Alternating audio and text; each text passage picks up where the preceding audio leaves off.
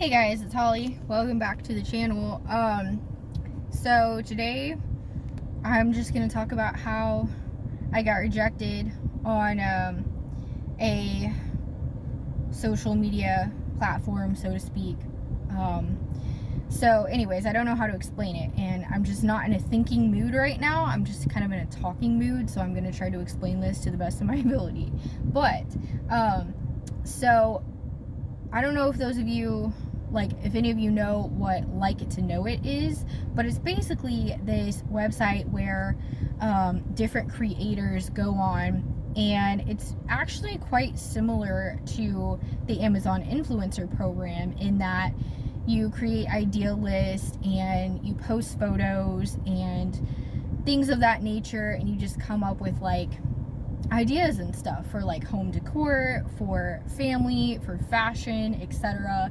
So I decided to apply to the creator program for Like It to Know It because a couple of the influencers that I follow on YouTube have Like It to Know It accounts. So I figured, why not give it a shot?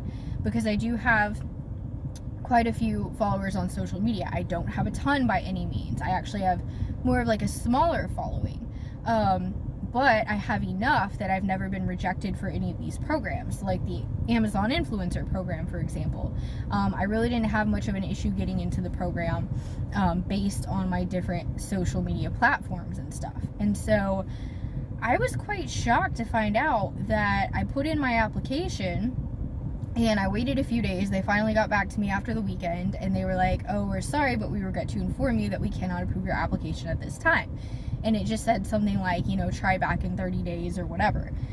So I was kind of a little bit like shocked by that because I am not used to rejection. I'm the type of person that, with me being self-employed and having been self-employed for so many years at this point, for being, homeschooling too, we kind of just do whatever we want. Like, my life is very much a creation of how I've created it, and it's not so much, me following orders or, taking crap from anybody, basically. So, like, basically, my own life is just created by me. And so, yes, there are things I like to change, but for the most part, this is how it is. And so that's why I was a little bit just surprised, because I've never been rejected for anything. I've also never been denied for a job in my whole life. Shockingly, I'm 32. When I was younger, I used to work different jobs, especially early in my massage career. And out of all the jobs I had in my career before I worked for myself, I probably had at least 10. I never got turned down. I've never been turned down for a lot of things. I mean, yes, I faced rejection with other aspects of my life, but anyway, so it may not seem like a big deal, and it really is not a big deal, but my point that I want to get at is that we can't be everyone's cup of tea, because if you are everyone's cup of tea, well, your teacup is going to go empty really quick, because everybody's going to want you, everybody's going to be on you, and it prevents you from connecting with the right people and being able to focus more on the right people and the right situations for you, the right things for you, whatever that may be, places, platforms, etc.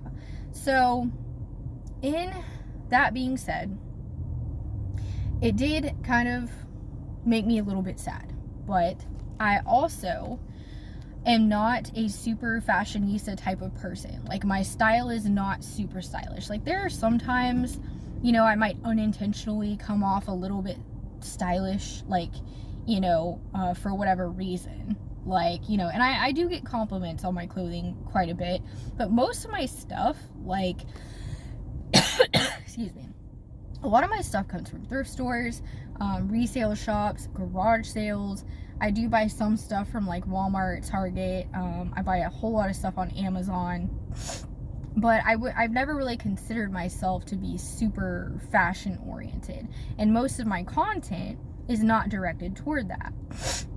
I do post a lot of family content, which I thought, maybe the family content would be good for Like It to Know It, but obviously mine was not good enough for them.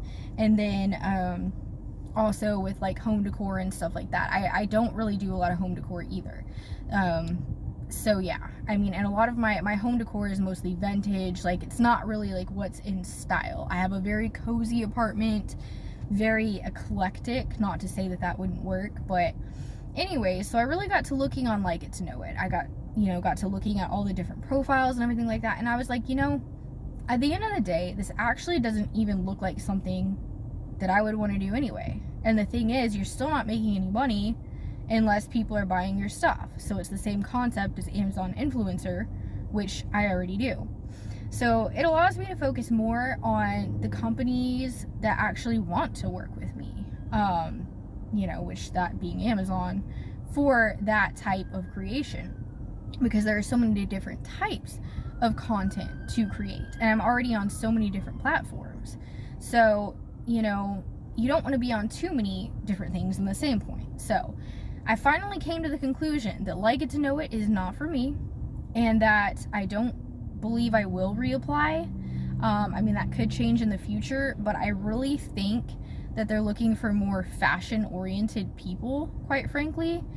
When they sent me the denial email, it just said something like, "You've been denied for the following reasons," and it said something to the effect of not enough authentic, high-quality posts or whatever. And it's like, it's probably because a lot of the stuff I do is nature-related. A lot of the stuff I do, I'm also not a photographer. I'm not a super experienced photographer. So a lot of the stuff, the photos I take and the videos I take, some of them look really good, but some of them aren't really that great, quite frankly, the quality of them, but I don't really care, because I still want to put out my creation into the world and the things that I create and in my life. I want to display some of that, and so that's just what I do. But yeah, my photos and my videos are not always the super highest of quality, so that probably plays a role as well. But again, this is just the conclusion I came to. But takeaway is that we cannot be everyone's cup of tea. You don't want to be everyone's cup of tea, and I am ultimately thankful for this denial, because I know if I really truly wanted to, I could upload some things and probably get approved for their program. But it would still be no guarantee that I would even make anything from the program anyway, because there never is a guarantee for the most part. So, but anyways, yeah. So I am still looking for sponsorships. I still have not gotten any yet. There are quite a few that are just scams out there. So I get scam offers all the time, but obviously I just delete them, and then I block the scammer. But yeah, so still looking for promotion, partnerships and stuff like that. So anyways, but yeah, that's about all I have to say about it. And again, I'm just not used to rejection, and so it is a little weird for me. I think it's important for people to experience rejection, but I just haven't experienced a whole lot of it.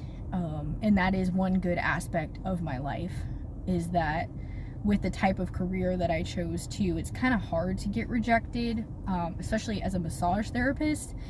It's hard for you to go on an interview for a job and then have them say, "No, we don't want you," because generally if you're licensed and you're able to work, they're gonna want you for the most part. So anyways, I will see you guys in my next video. Bye.